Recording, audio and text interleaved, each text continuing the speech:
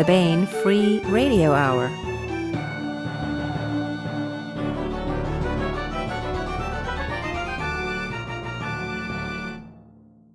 On the podcast, nothing of importance happens today except this.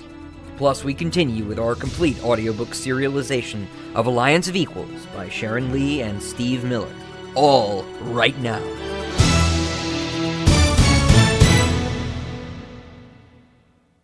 Welcome to the Baen Free Radio Hour podcast. It's an honor to have you along. I'm Baen editorial assistant Christopher Rocchio. And I'm Baen editor Tony Daniel. Christopher, this time we have an interview with Brendon DuBois on his new science fiction novel, Red Vengeance. Red Vengeance is the sequel to Dark Victory. It's about human resistance to alien invasion. The story takes place about 10 years into the war, with most of the armed forces manned by teenagers these days because, well, most of us oldies, even your age, Christopher, have been killed off. It's really a driving story with an amazing battle climax that takes place in upstate New York.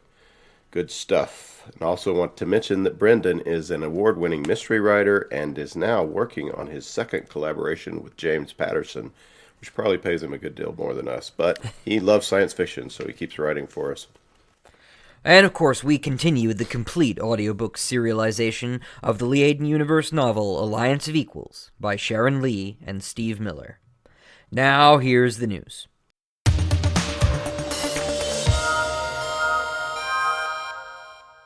Hey, I want to make a special mention of a great new anthology now out at booksellers. The Year's Best Military and Adventure Science Fiction, Volume 3, edited by David F. Sharon, who has hosted many of these podcasts, by the way, and you're familiar with his voice. David reads literally everything in science fiction these days, including obscure online stuff and such, to pick out the year's best stories and bring them to you. So you don't have to wade through the, well, you know what I mean. This year's edition has some amazingly great military SF, including maybe my favorite, which is David Drake's Cadet Cruise, which is about the young Daniel Leary when he was young. And there is a story written in the form of a time machine review on Amazon that is, I thought it was just utterly brilliant and funny. You owe it to yourself to check the anthology out. And of course, you can also go online at Baen.com and vote on the best story in the volume. We'll give the author a plaque and $500 at DragonCon at the end of August. Instructions on how to do that are in the book.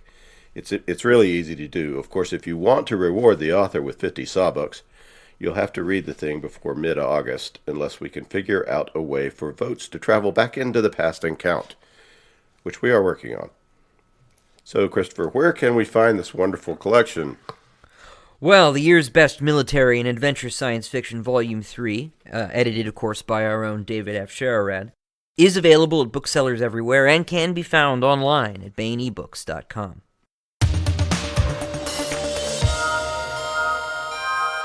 I want to welcome Brendon DuBois to the podcast. Hey, Brendon. Hey, Tony. Thanks for having me. Brendon DuBois is the award-winning author of more than 24 novels. I said more than 24 since I don't know how many, but it's up there. So do I. And over 150 short stories. His short stories have twice won him the Shamus Award from the Private Eye Writers of America and have also earned him 3 Edgar Award nominations. Brendon lives in New Hampshire. He's a former Jeopardy champion. He's also won that game show called The Chase. Brendon has co-authored 2 novellas with James Patterson and is working on a full-fledged novel with him as well. You're up for a couple of more awards. Is it Mystery Field Awards? Yeah, they're both mystery-related. One is a short story that I'm up for another Shamus Award from the Private Eye Writers of America. I'll learn about that this fall. And another, for the first time ever, one of my short stories was nominated for Best Short Story of the Year by an organization called International Thriller Writers, which includes guys like Lee Child and Michael Connelly and all those great guys. So, oh, that's cool. Well, I'll ask you about the Patterson things a little bit later. But let us talk about Red Vengeance, because now at booksellers everywhere is Red Vengeance, the sequel to Brendon's very exciting novel of alien invasion and human resistance, Dark Victory. And also available, in addition to Red Vengeance, also available on the Baen.com main page, I want to mention, and later in Free Short Stories 2017, the ebook anthology at BaenEbooks.com, is a story that can give you a taste of Red Vengeance called A Fire on the Hill of that world. So at the end of Dark Victory, I thought that Buddy Coulson had gotten the aliens to surrender, and now we're in Red Vengeance, and Randy is fighting creepers again. What gives? Can you kind of set up where Sure. the world and where we are at the ending of Dark Victory and where we are at the start of Red Vengeance? Certainly. Both novels, Dark Victory and Red Vengeance, take place on an Earth where 10 years earlier an alien race called the Creepers had invaded. They set off nuclear devices in the upper atmosphere, frying all electronics, sending us back into a 19th century world. They dropped asteroids offshore coastal cities to set up tsunamis. And just to round things off, they set up a network of what's called killer stealth satellites, which will fire upon any high-level technology. And then the aliens landed on Earth and just started raising hell. So unlike some alien invasion books or series that take place, oh my gosh, here are the aliens, this one takes place 10 years later where the resistance is continuing. But since so many adults have been killed off, most of the military are teenage boys and girls.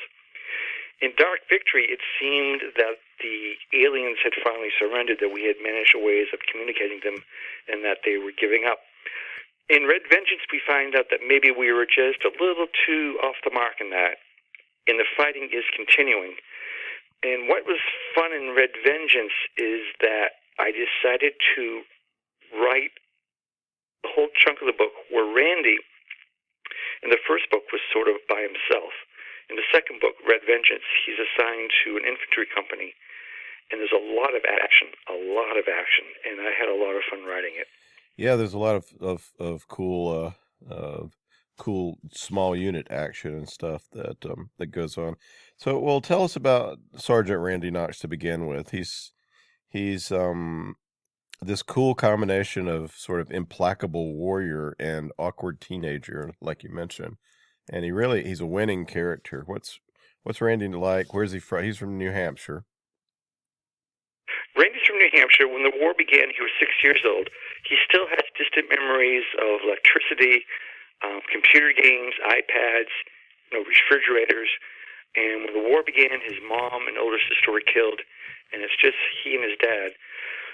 Since he's been 12 years old, he's been assigned to the New Hampshire National Guard, attached to the U.S. Army.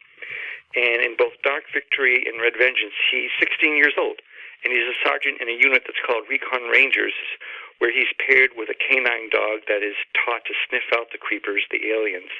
And they basically go out seeking the aliens and calling them for reinforcements to kill them. And as you said, yes, he is a stone-cold killer of the creepers, or the bugs, as he calls them, but he's also an awkward teenage boy, and he has crushes, he has dates, fumbling kisses and make-out sessions, and so there's that weird mix of a very, very tough guy, and in other cases, very, very vulnerable. And he also has a somewhat rocky relationship with his dad, who's an intelligence officer, and who still keeps secrets from his younger son.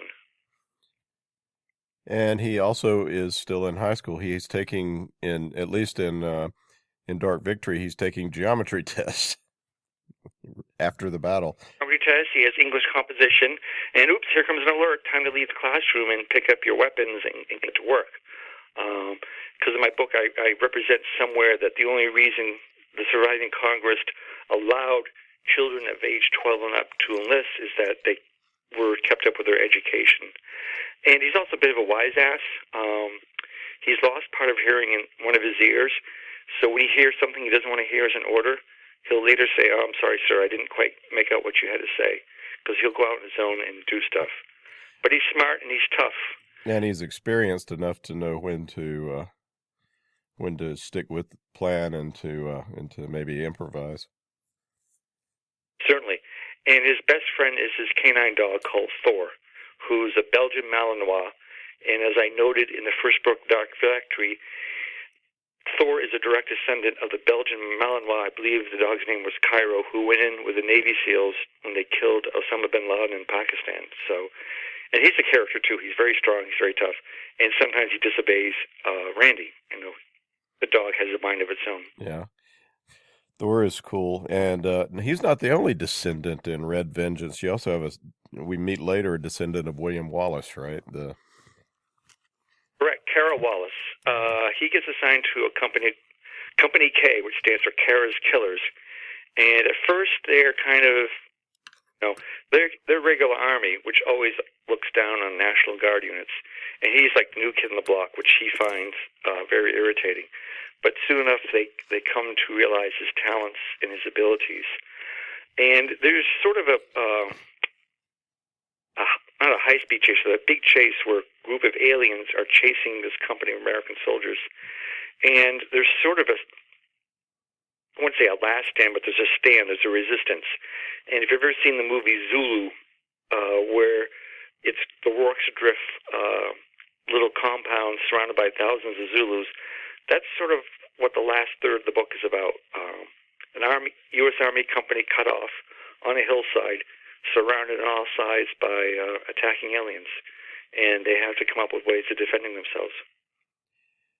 Yeah, it's really it's thrilling and fun for action people that like action and especially military action and gritty heroics, because these guys they don't have a whole lot of hope they're going to make it out of this, but they keep fighting anyway.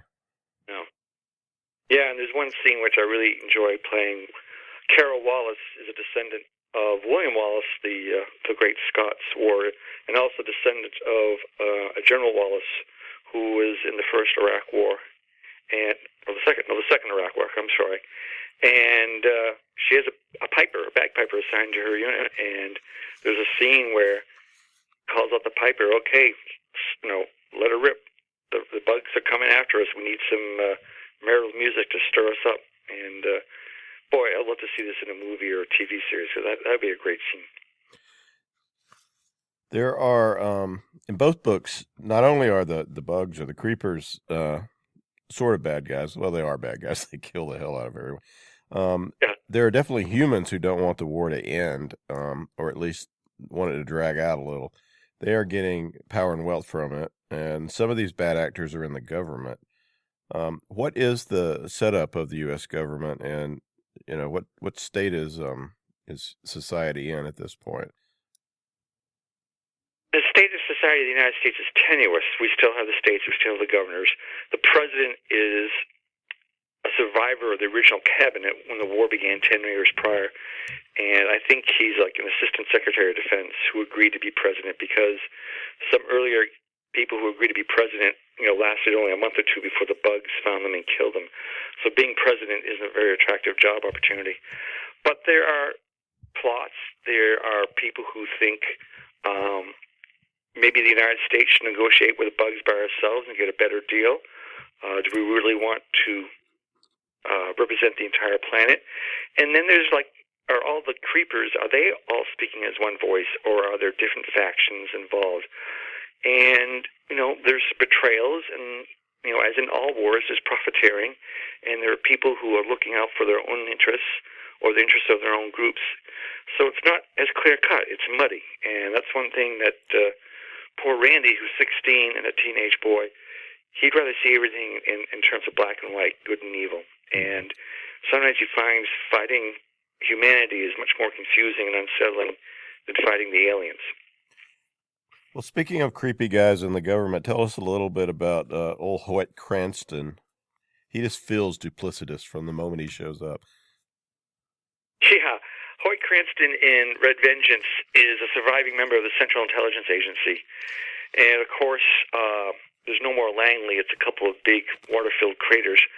But there's still surviving CIA officers around the country trying to gather intelligence, trying to contact other nations.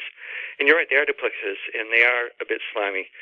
And, intelligence work is known as the wilderness of mirrors, because you never really know what's going on, what information is out there, who's leaking it for what purpose, and who gains from it.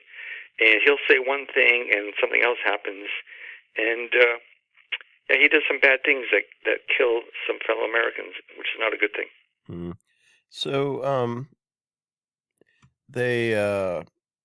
Randy joins this, or is assigned to this unit, the K Company of, what is it, the 14th Regiment, 1st Battalion, 14th Regiment, I think, of the U.S. Army. Yep, known as Kara's Killers. Yep. Yeah, and they go to these other domes. They're trying to use the same tactics they used, that Buddy used, and they've are going to play some alien language, some creeper language to them. These are, I guess, the twin domes are in Schenectady area, so it's upstate New York, where most of the action in the book takes place. What's that? Yep.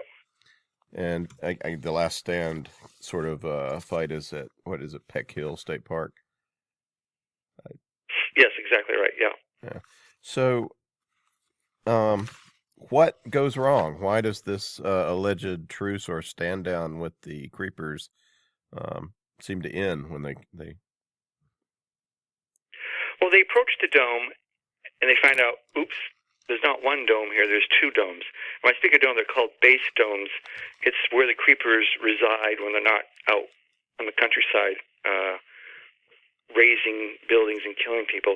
And they're pretty much impervious to everything except nuclear devices. And they have a recording of Buddy Coulson, who had earlier in the first book, Dark Victory, had managed to get a dome to open up and to have the creepers surrender. And these soldiers don't have Buddy with them, but they have a recording, which is supposedly Buddy talking and demanding the creepers surrender. But it's not. It's entirely different. It's actually more of a challenge, and the creepers don't take kindly to that and come out and raise hell. And that's part of the process of the book, is finding out why were they issued the wrong recording and for what reason. And things just go downhill from there. You know, they're chased. Sometimes they run into civilians who don't want them around, because some civilians say, if you just leave them alone, we'll leave us alone and we can all live in peace. And it's a gritty, tough time.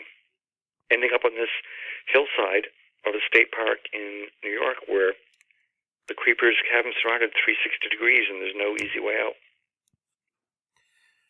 There is some odd creeper behavior in this one. There's a sort of we learn more about the creepers. We're going to learn a lot more about the creepers in the sequel to this book. Sure. What are they doing that's different that raises Randy's suspicion about? For one thing, creepers would usually go out and doing what aliens do, which they can't quite figure out. And sometimes they'll just go out and have a brief, violent encounter with the military and then retreat back into their base. But in this book, they're actually chasing a military unit, which is very strange. Other times, they seem like they're following specific soldiers or squads, which has never been seen before. And in another sequence, the creepers are land-based creatures with, they look like giant arthropods, like giant scorpions of the size of a school bus. And in some cases, they can, if not fly, jump great distances, which has never been seen before. So it looks like there's something evolving with the threat, or something evolving with the way the creepers are dealing with humanity. And you got to remember, the war started 10 years ago, and 10 years later, it's still kind of unknown. Why did they come here, and what's their purpose? So, one line we hear several times in the book, in both books, is, why do creepers do X? And it's because they're aliens. Why? Because they're aliens. Exactly. Do you think we might run into some inscrutable aliens during our first contact? Or I think so. I think the part of the problem will be, how will we know when we're encountering aliens, and how will they know they're encountering us? If you look at the age of the galaxy, the age of star systems nearby, and you look at this very narrow window where we are technologically sophisticated enough to be able to communicate with them, or to realize they're out there through the SETI program. But the SETI program assumes that they're still using radio broadcasts, and look how much we've gone from radio broadcast to, optic fiber. Who knows what communications will be like 100 years in the future, 200 years in the future. And, perhaps alien intelligence by the time we get around to it will just be sentient machines. Who knows? But I think, isn't Einstein who said the universe is queerer than we can even imagine, or something to that effect? I mean, there are things that we can't imagine that is out there. Yeah. I think that's the case. Well, that's what makes exploration fun, too. Oh, absolutely. So, let's shift gears for a second and talk about the sequel to Red Vengeance, assuming Randy survives this one. What did we finally decide to call Book 3, by the way? Book 3 is Black Triumph. Black Triumph, yes. Black Triumph. That one's going to have some cool stuff, including possibly going into space. Where are you along on that one? I am about 60,000 words, and I think you guys wanted 100,000 words. In my deadline, September 1st, I'm very, very confident I will beat that deadline. It's coming along swiftly, and one of the main characters is transported into space, and it's very scary up there. Yeah. Very, very, very scary. And I would point out about the books is that they're told in present tense and in first person present tense. Books and I know. It really gets you. Your heart racing, that particular way of storytelling, and not everybody can do it, but you're kind of a master of it. Well, thank you. You do that with Lewis Cole too, right? Your mystery series. No, Lewis Cole is past tense. It's past tense. But it just seemed that there was so much things going on that to help propel the story, it needed to be told in present tense, and just get things rolling along, and to get that sense that's happening right now, the sense that it is the here and now, and I think it sucks you right in the story that you're there. Yeah, it does. Right, but sometimes it's hard to write because you remember, you can't use that. That's a past tense word. So instead of saying so and so said, it's so and so says. Yeah, I imagine that can get convoluted when you're working on it, but we get it fixed by the time it comes out, right? We'll get it fixed, absolutely. Yeah. So tell us a little bit more about Lewis Cole. Where are you continuing that series? Are you going to do another one? He's kind of like this Jack Reacher crossed with somebody that cares more than Reacher. Right? Yeah. He's implacable, and yet he's got a really good heart. Yeah, and I don't think he's quite as crusty and hard charging as Jack Reacher. But Lewis Cole is my detective series that takes place in and around the New Hampshire seacoast. And my first book in the series was published, 1994. For all you kids out there, that's pre-AOL, pre-internet, pretty much everything. And the 11th book in the series, Heart of Ground, is coming out next February. And I imagine when winter comes around later this year, I'll have to come up with a book 12. And as you mentioned earlier, I'm also find myself in an extraordinarily fortunate place to be co-authoring some works with New York Times bestselling author James Patterson. I've done 3 novellas with him, which are available to be purchased online. They're all 3 ebooks. What do you call those? Shots or something? What? They're called book shots. Book shots, yeah. Shots. They're 30,000 word novellas, and there's 3 of them. One's called The Witnesses, the other one's called The End, and the third one's called After the End. Now, when I got that wrapped up, I did a novel with him, which has been complete. And a couple months ago, I contacted him. We started talking, and I'm now working on a second full-length novel with him, which has been a lot of fun, very exhilarating, very exhilarating cool work. So he must have really liked the first one. He really did like the first one. And let me tell you, when you're working with the most popular author on the planet, you got to really step up your game. You really do. So it's coming along. It's Wonderful, wonderful, wonderful, wonderful. When's the first Patterson DuBois novel coming out? Is it out or? Not sure. That's in the works at the publisher's Little Brown, and I just sit back and wait for them to make a decision with Mr. Patterson. So Yeah. I'm just happy to be working with him because I'm learning a lot, and he's a great person to collaborate with. That's really cool. Beyond mystery and you think you're interested in exploring some other genres of science fiction? You seem to write just about anything. Oh, absolutely. Absolutely. I wanted to be a science fiction author when I was 12. That's all I read as a child of the 60s and 70s. And being active in the science fiction community. And then I went to journalism for a while. And I sort of back-ended my way into the mystery community. And I love the mystery community, but the little 12-year-old heart that still beats within me loved science fiction. And I was considered very fortunate and blessed that Baen published my first true science fiction novel, Dark Victory, and has just published my second one. And they'll be publishing my third, and I hope we can come to agreement to publish more down the road because you guys are wonderful to work with. So. Well, you're amazing to work with as well. Thank you. And yeah, get your books out on time, which not all of us are able to do sometimes, including yours truly. It's appreciated. Oh, for sure, yeah. Well, the book is Red Vengeance by Brendon DuBois, and it's now available at booksellers everywhere. Brendon, thanks so much for talking with us. Tony, it's my pleasure, and as always, working with you has been a highlight of my career.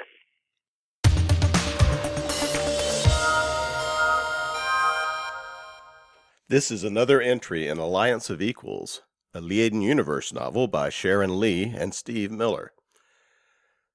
Beset by the angry remnants of the Department of the Interior and challenged at every turn by opportunists on their new homeworld of Surebleak and low on funds, Clan Corval desperately needs to reestablish its position as one of the top trading clans in known space. To this end, Master Trader Sean Yoskalen and Corval's premier trade ship Dutiful Passage is on a mission to establish new business associations and to build a strong primary route that links well with existing loops and secondary routes. But reestablishing trade and preserving the lives of the few remaining members of the clan aren't all of Corval's problem. Matters come to a head as Dutiful Passage, accustomed to being welcomed and feted at those ports on its call list, finds itself denied docking and blacklisting while agents of the DOI mount armed attacks on others of Corval's traders under the very eyes of port security systems. Traveling with Dutiful Trader on this unsettling journey is Patty Yoskalen, the master trader's heir and his apprentice. Patty is eager to make up for time lost due to Corval's unpleasantness with the Department of the Interior, but she is also keeping a secret so intense that her coming of age and perhaps her very life is threatened by it. And here is the latest entry in Sharon Lee and Steve Miller's Alliance of Equals.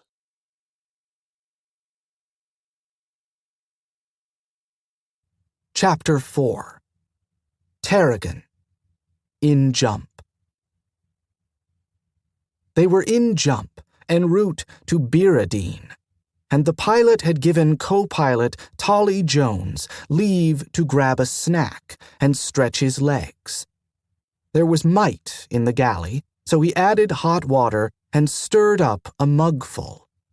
Unlike some spacers, it wasn't his drink and/or food of preference, but it had its uses as a quick pick-me-up, which, it happened, he needed. The pilot was pushing them, just a little, nothing bone and blood couldn't put up with, stipulating that bone and blood was what you'd call in form. Which he wasn't, quite. He swallowed the mite as fast as he could, put the mug in the washer, and exited the galley, turning left to take a little walking tour of Tarragon. She was a tidy ship, augmented in interesting ways, which pilot Tokol had already drilled him on. The pilot wouldn't suffer one bit of damage if he did something stupid that breached the hull, but he'd be a dead man.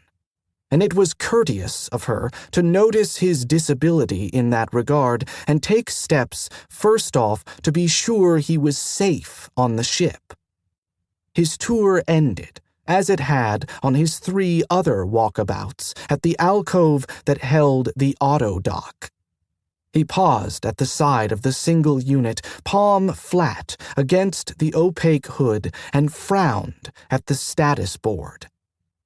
Has, his former partner in port security, Hasenful Norfelium, had taken a couple hits for him, which normally would have made as much difference to her as getting slugged with a marshmallow.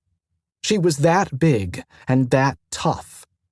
Too bad for her that the particular sort of marshmallows she'd caught had come out of the gun of one of his late directors, and they'd been poisoned.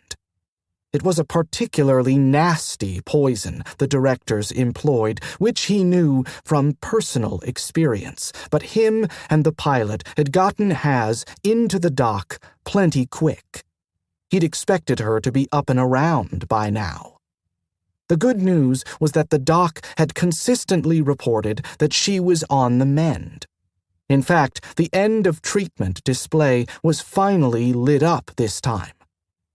He leaned close to have a look. 14 hours till the hood came up.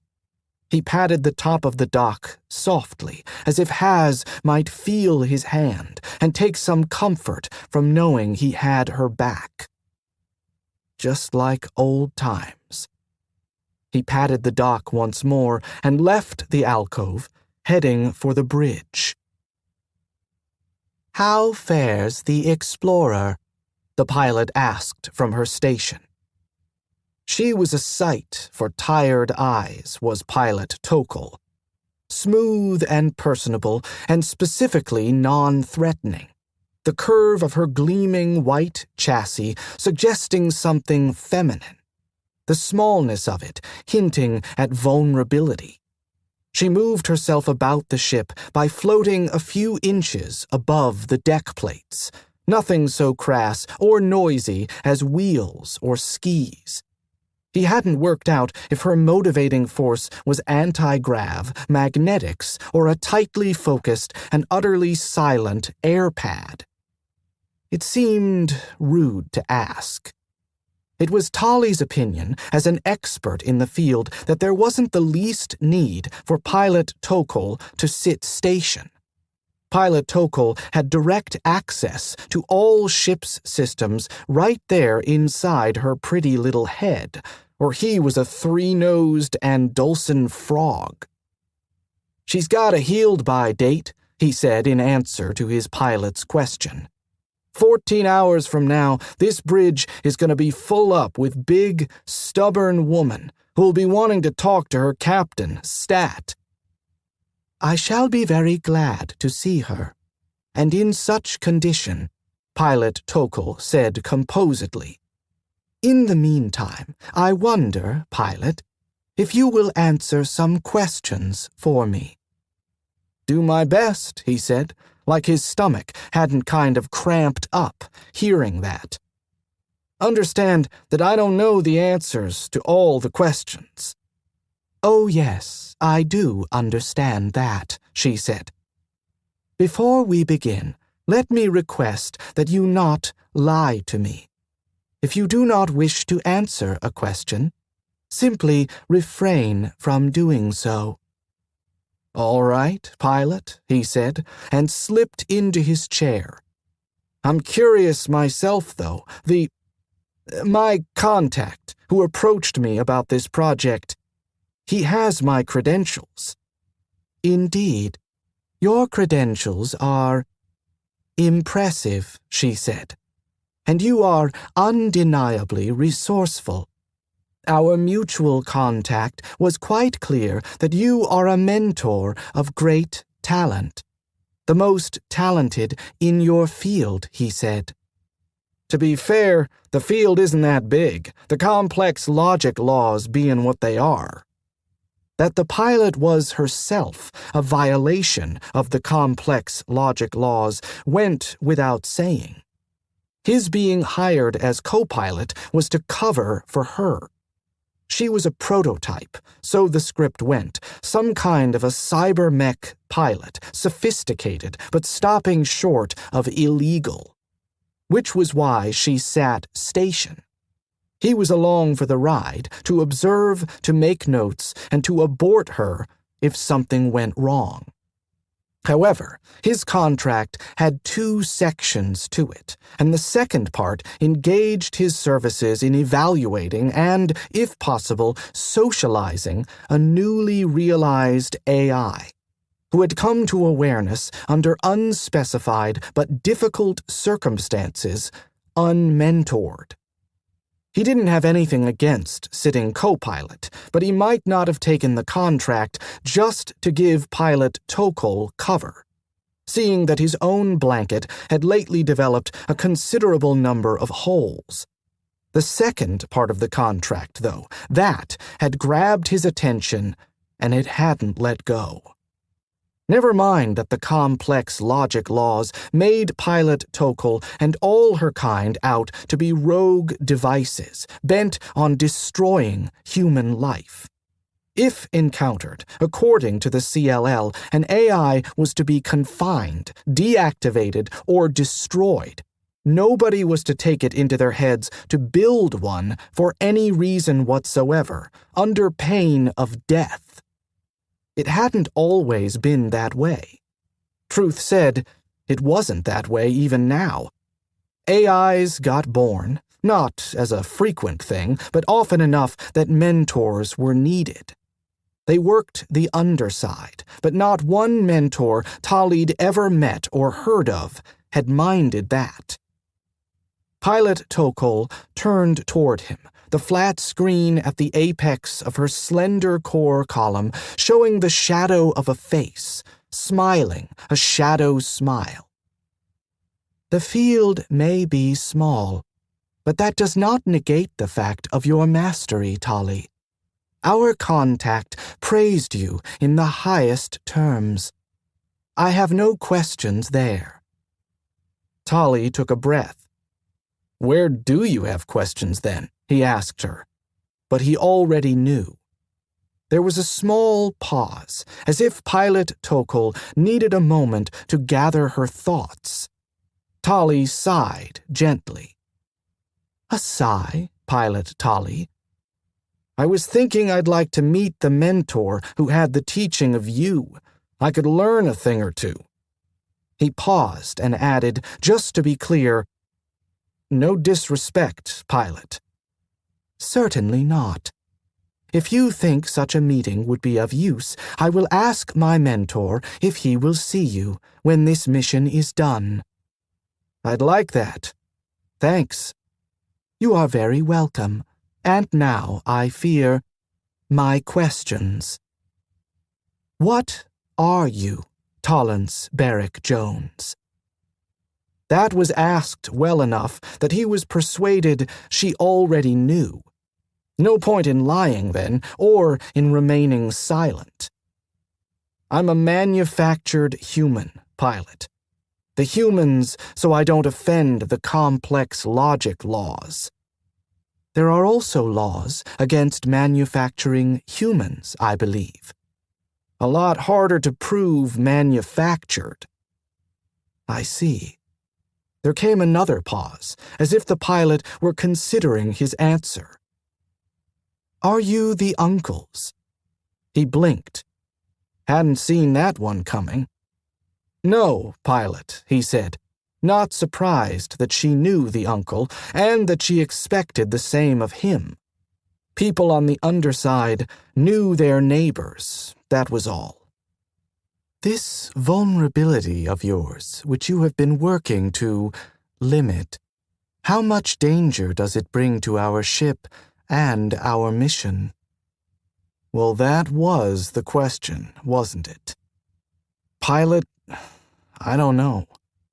The pool of available directors is pretty small. He allowed himself a moment of grim humor. Smaller now, thanks to Has. Even if they mean to have me, no matter what, it's going to take time for word to get back to the school, time to send another team out, and then they have to find us. I'm not saying it's impossible that they will. I understand, she said, after his words ran out. If she'd been human, Tolly had the notion she'd have sighed right then. This vulnerability, what is its nature? An implant? A construction? Something biologic? He shook his head. Pilot, I don't know. He hesitated, then decided it wouldn't do any harm to tell her. I figured to steal the specs back when I was young and really stupid. I can tell you that the directors keep them locked up tight, and that they're stinting of praise when one of the students shows initiative and has a go at the locks. I see. Describe to me, please, the effects of control. My will is overridden. My self is submerged. I am compelled to do such things as the operator deems necessary. When I have completed a mission, I am allowed to return to what I believe to be myself. He felt his lips quirk. This may be a flaw in the system. Perhaps so. One would assume that there was a reason for it, however. Yes'm. Could I ask you a favor, co-pilot to pilot? Yes. If it seems to you that I've fallen victim to my vulnerability, will you please kill me? Her face came fully visible for an instant before the pilot angled the screen downward and tipped slightly forward in a bow. Yes, she said, I will. It soothed him to hear her say it, which was maybe stupid. Still, he figured her good for the promise. Whoever designed Pilot Tokel had been uncommon clever. She wouldn't be caught in any whistling glamour. It came to him then that he had two solid allies standing at his back, given what Has had already done for him and that thing the pilot promised. Two allies, people he could depend on, without question.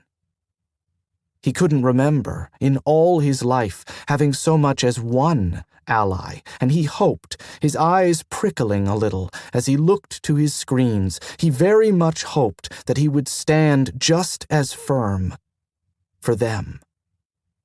One question more, Pilot Tolly. He drew a breath and turned back to face her. Yes'm? I wonder if you have heard a rumor, let us say. Presently, I hold it no higher than that, a rumor of a very old AI, recently wakened. The uncle may be in it, there's that rumor also, but surely he would be, so it's no surprise there. An ancient AI waking, reawaking it would be. And if it were reawakening, then it had likely fallen asleep due to lack of needed repairs. The uncle was well placed to repair such a thing.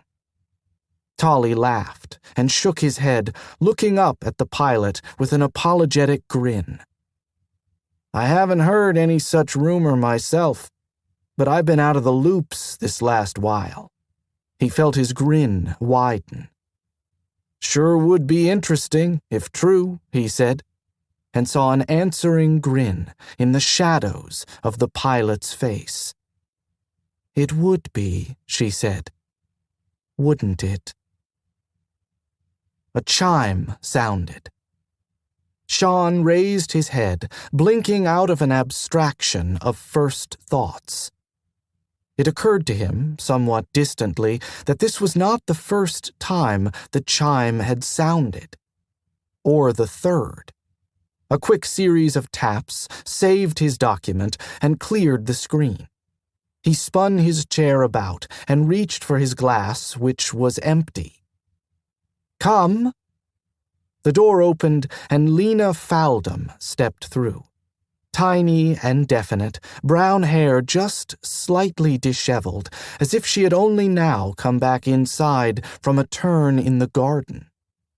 He considered her. Most especially, he considered the flavor of her emotions.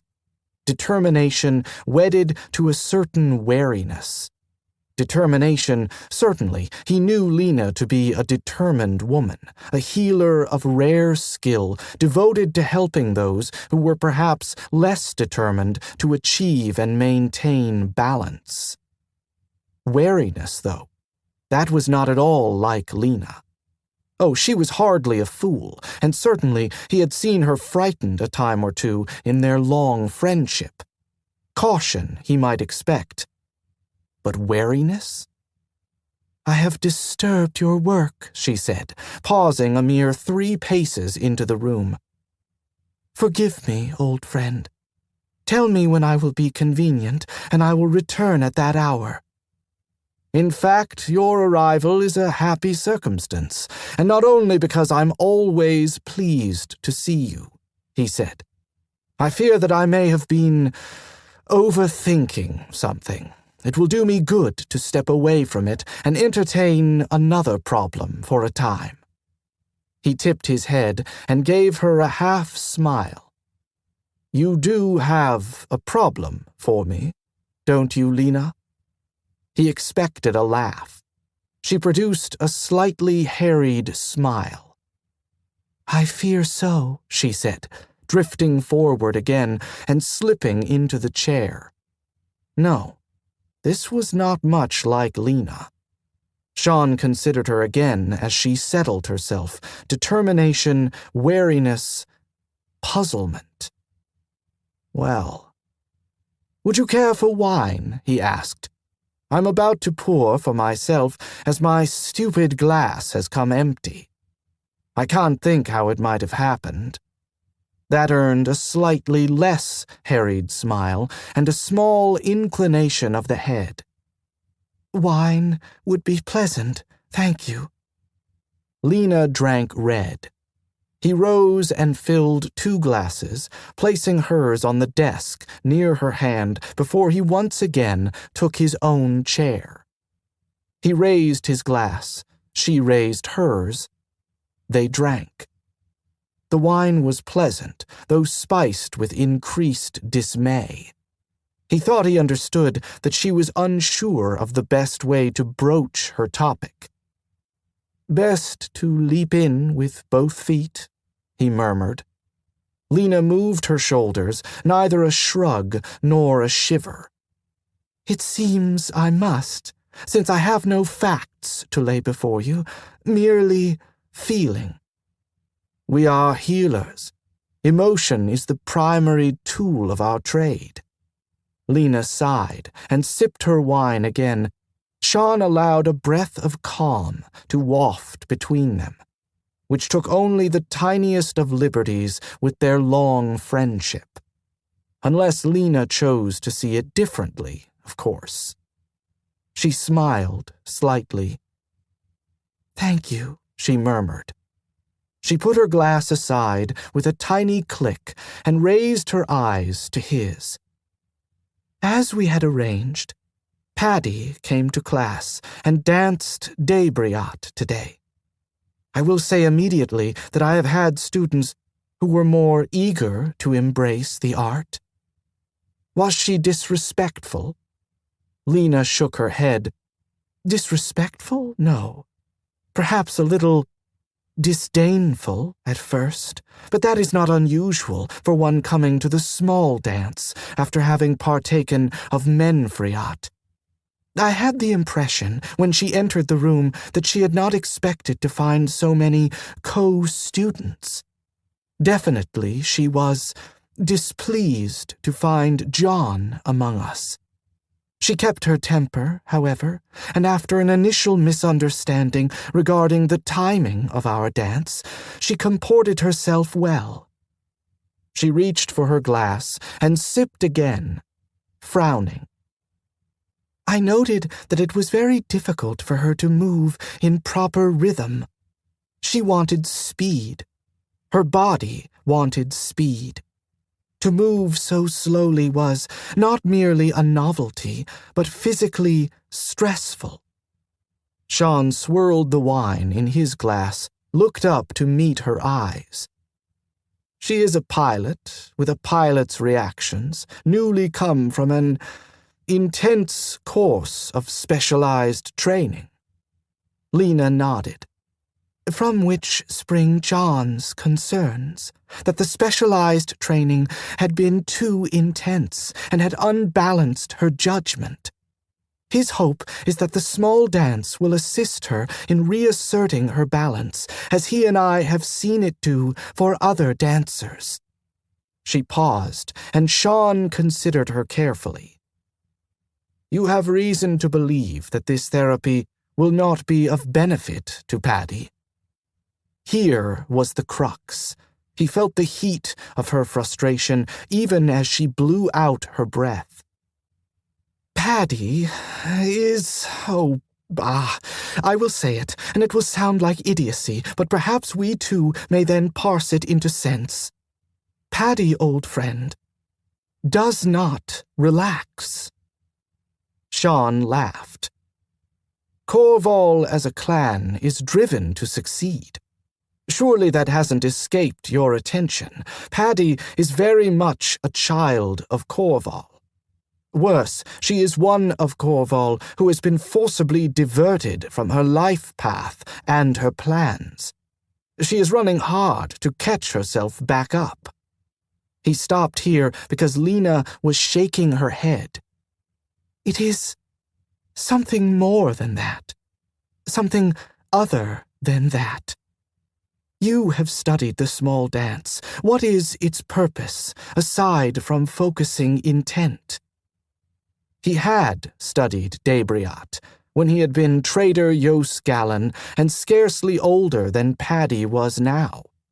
Its principles and purposes had long ago entered his general repertory of skills, trying to isolate its purpose rather than seeing it as a part of the tapestry. Options, he said. Debriat diffuses reflexive action and opens the mind to possibility. Yes, it is, at its heart, a tool to relax and to expand the awareness. Lena drew a hard breath. Paddy does not relax. She is always on high energy. Even at the end of our practice, when we sit together and breathe, I saw her. A sharp head shake, as if Lena was out of patience with her inability to find the perfectly correct words. I saw her divert the energy, rather than accepting its benefits. Shawn frowned. Divert it where? She gave him a wry look. That I did not see. However, I may make a guess. As she rose to leave, I noticed the suggestion of stone in her aura, as of walls within. Shawn blinked. You think Paddy is hiding something, and is diverting energy from everything she does in order to keep a secret behind walls? Yes, I knew you would shape it sensibly. Well, he might have done so, but the feat gave him no joy. Not when the next question was, naturally, hiding what? Closely followed by, why hadn't he noticed? But no, he had noticed. The children, all of the children, save perhaps the infant twins, had returned from Runig's rock. Changed. The nature of the training, the very reason for their presence at the rock, who would not be changed by such things? And he had noticed not walls, but a reserve, certainly. Priscilla had also noticed, and Anthora. Between them, they had made the decision to give the children time to heal themselves, if healing was indeed required. while their elders kept watch. It was a conservative course. Self-healing was in almost all cases to be preferred. I had noticed a certain reserve, he said carefully, not wishing to lie to Lena and equally unwilling to burden her with Corval's secrets. I would not have said a wall. Lena nodded. It is well hidden. I think I would not have seen it, but that I had just danced and was thus open to all input. Which leads me, old friend, to the last of the problems I have to place before you today. He raised an eyebrow and inclined his head. She smiled. It comes to me that Paddy is a halfling. He raised his hand. You will say that she is ripe to come into her powers. I ask her as often as I might, without becoming entirely tedious, you understand, and she denies the classic symptoms of onset. I also scan, of course, but I found nothing to indicate a budding healer. I venture to predict that Paddy will come Dramlisa, Lena said. Based on this glimpse of stone, and the fact that it is so very well hidden, yes. She seemed about to say more, but at the last moment changed her mind. Shawn, however, knew what she might say. That a Dramlisa coming into her power was a far different, a far more dangerous thing than a healer coming into hers. Such a coming of age might even endanger the passage. I will speak with Priscilla. Will you be available to assist, should we decide it best to force the issue? Certainly. One dislikes such methods, as I know you do, but the ship. Indeed, the ship. Lena rose and bowed as between equals, which put a fine point on the discussion they had just completed. Healers discussing the proper concerns of healers.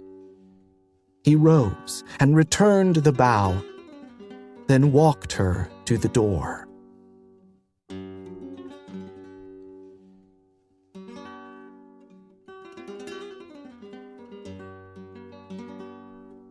That was another entry in the complete audiobook serialization of Alliance of Equals by Sharon Lee and Steve Miller. And that's it for the podcast. Thanks to Christopher Rocchio and to podcast theme composer Ruth Judkowitz.